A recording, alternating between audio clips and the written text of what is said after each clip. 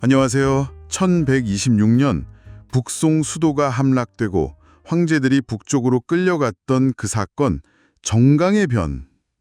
정말 충격적인 일이었죠. 네, 정말 중원 왕조 역사상 유례없는 사건이었어요. 그래서 오늘은 이 혼란 속에서 강남으로 피신해서 새롭게 세워진 완조, 바로 남송에 대해서 좀 깊이 들여다볼까 합니다. 네, 남송 1127년부터 1277년까지 한 150년 정도 존속했죠. 그렇죠.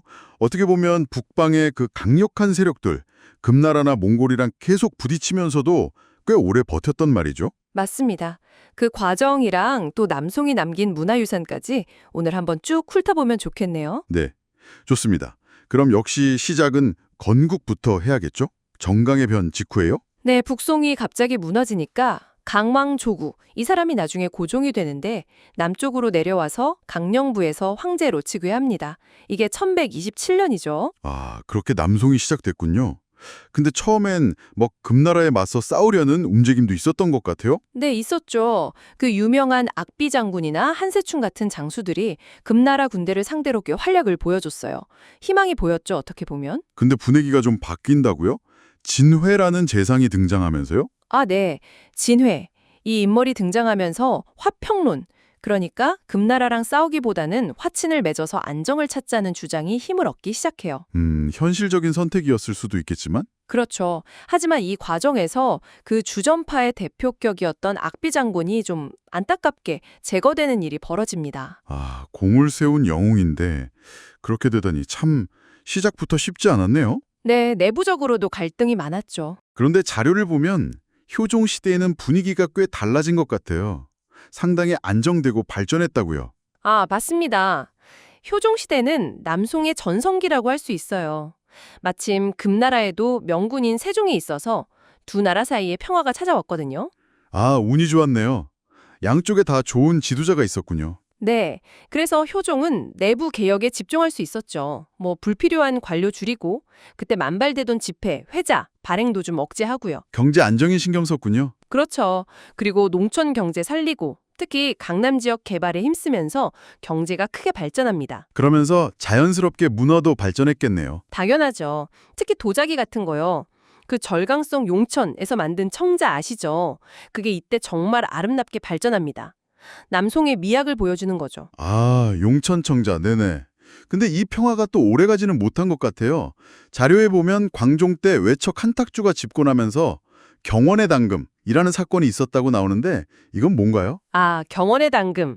이건 한탁주가 자기 권력을 강화하려고 반대파를 그냥 대거 숙청해버린 사건입니다. 정치 탄압이군요. 네, 심지어 그때 막 떠오르던 주자의 성리학, 도학이라고도 하죠. 이것까지 이단으로 몰아서 탄압했어요.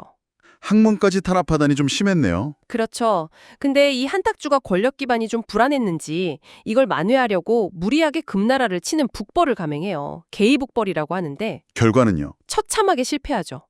결국 이게 빌미가 돼서 정적인 삼위원에게 암살당하고 맙니다.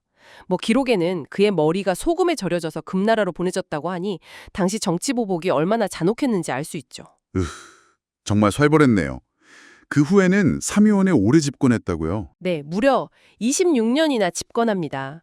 그동안 내부 혼란은 계속됐다고 봐야겠죠? 그 사이에 북쪽에서는 몽골이 엄청나게 커지고 있었을 텐데요. 맞습니다. 결국 남송은 이 몽골이랑 손을 잡고 오랜 숙적인 금나라를 멸망시키죠. 1234년에요. 그럼 이제 한숨 돌리나 했는데 바로 또 문제가 생겼다고요? 네, 이게 참 아이러니한데 금나라 멸망 직후에 남송이 몽골과의 약속을 깨고 옛 수도인 개봉 같은 중원 땅을 차지하려고 군대를 보내요. 이게 단평의 임낙 사건인데 이게 결정적인 계기가 돼서 이후 44년 동안 이어지는 몽골과의 기나긴 전쟁이 시작됩니다. 44년이요?